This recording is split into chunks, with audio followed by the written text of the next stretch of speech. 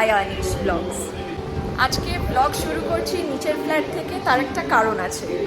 গরম তো পড়েছে মারাত্মক, কিন্তু বাঙালি বলে কথা, খাওয়া দাওয়া অনেক দিন ধরে হচ্ছে না। তাই আজকে ডিসাইড হয়েছে, যেহেতু আজকে মাসের 2 তারিখ আমাদের মানে আমার আর আনিসের আবার সেই ঘরোয়াভাবে অ্যানিভার্সারি সেলিব্রেশন। আর এইবার আমাদের অ্যানিভার্সারিটা সেলিব্রেট করছে মা আর বাবা, অর্থাৎ সেটা সেলিব্রেট হচ্ছে নিচের ফ্ল্যাটে। ঘড়ির কাঁটায় এখন প্রায় 10টা বাজতে চলেছে, আর টিভিতে চলছে টাটা IPL। ওই যে ঠাম্মাও এসে গেছে, এবার মামনি বা আর আনিসের আসার অপেক্ষা। এইবারে 2024-এ টাটা IPL-এ আপনারা কোন টিমকে সাপোর্ট করছেন? সবাই কি কলকাতা নাইট রাইডার্সকে করছেন? আমার তো মনে হয় না।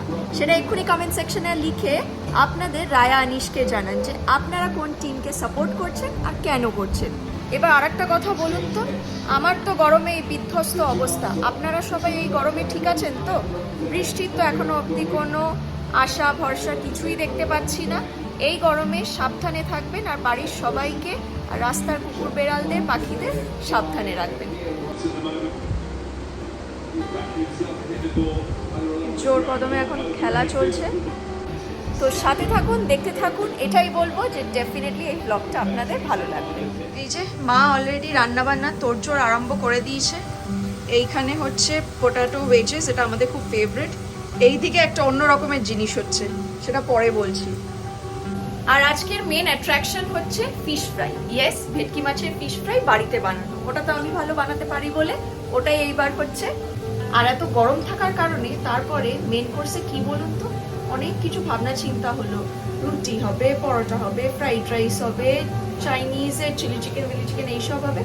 সব বাদ দিয়ে এই ওয়েদারকে মাথায় রেখে হচ্ছে ফেনা ভাত, ডিম সেদ্ধ, আলু ভাত। ইয়েস, প্লিজ কিছু মনে করবেন না, ফিশ ফ্রাইটা দিয়ে মনটাকে শান্ত রাখুন, খুশি রাখুন। আমরাও তাই করছি। এই যে হেড শেফ এখন রান্না বান্না করতে ব্যস্ত। মাকে ছেড়ে দিই, নাহলে আমি ঝাড় খাবো এই গরমে দাঁড়িয়ে থাকার জন্য।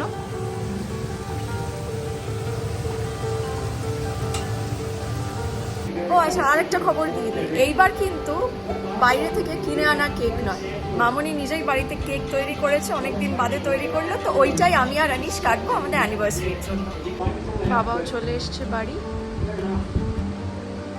আমরা 3 জনে মিলে এখন বসে বসে খেলা দেখছি। প্রায় 10:30, ও 10:30 বেজেই গেছে। এই যে মামনি বা আর আনিস সবাই চলে এসছে উপর থেকে। এই যে বললাম মামনি বাড়িতে কেক বানিয়েছে, এই যে চলে এসছে কেক, যেটা আজকে আমরা কাটবো।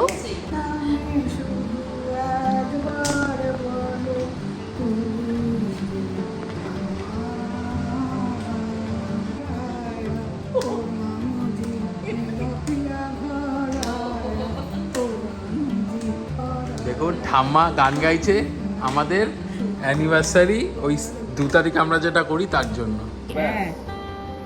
Happy anniversary to us. হাততালি হাততালি হাততালি হাততালি হাততালি হাততালি। ঠিক আছে। তোমাকে আমি মাকে এটা দিই। এই যে এখন কেক ডিস্ট্রিবিউশন চলছে, কে বড় কে ছোট এইসব নিয়ে চলছে।